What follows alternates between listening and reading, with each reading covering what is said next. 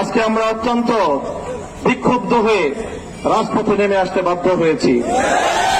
আমাদের কথাগুলো অত্যন্ত পরিষ্কার। আমরা ধর্ষণ এবং জেনা ব্যভিচারের জন্য সর্বোচ্চ শাস্তি প্রকাশ্যে প্রয়োগের দাবি জানাই।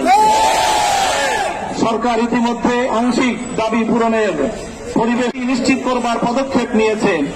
আমাদের দাবি পরিষ্কার, সেই শাস্তি জনসম্মুখে প্রকাশ্যে প্রয়োগের ব্যবস্থা করতে হবে।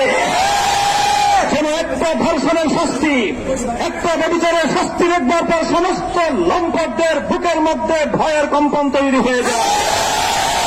আমাদের স্পষ্ট আরেক দাবি হল, শুধুমাত্র ধর্ষণের কঠোর শাস্তির মাধ্যমে ধর্ষণ এবং ব্যভিচার বন্ধ করা যাবে না।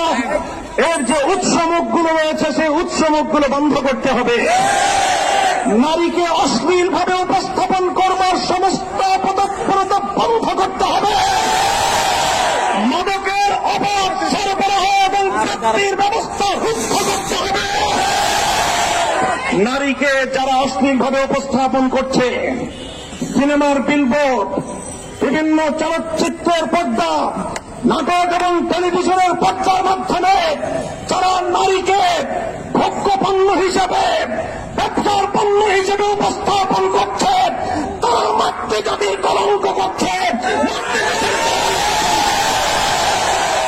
আমরা একটা সময় পর্যন্ত দাবি জানাবো, সরকারকে বলবো, এই যে রাস্তাঘাটে বিভিন্ন বিলবোর্ড, বিভিন্ন ডিজিটাল অ্যাডভার্টাইজমেন্ট, বিভিন্ন সিনেমা হলগুলোতে, নাটকের নামে টেলিভিশনগুলোর পর্দায় নারীকে অশ্লীলভাবে উপস্থাপন করার এই প্রবণতা রোধ করুন, এই অপতৎপরতা বন্ধ করুন।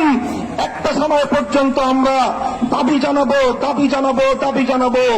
যদি আমাদের শান্ত আন্দোলনের ভাষা বুঝতে সরকার ব্যর্থ হয়, তাহলে তাওহীদি জনতা এই অশ্লীলতার আশ্রয়গুলোকে নিজেদের হাতে আমরা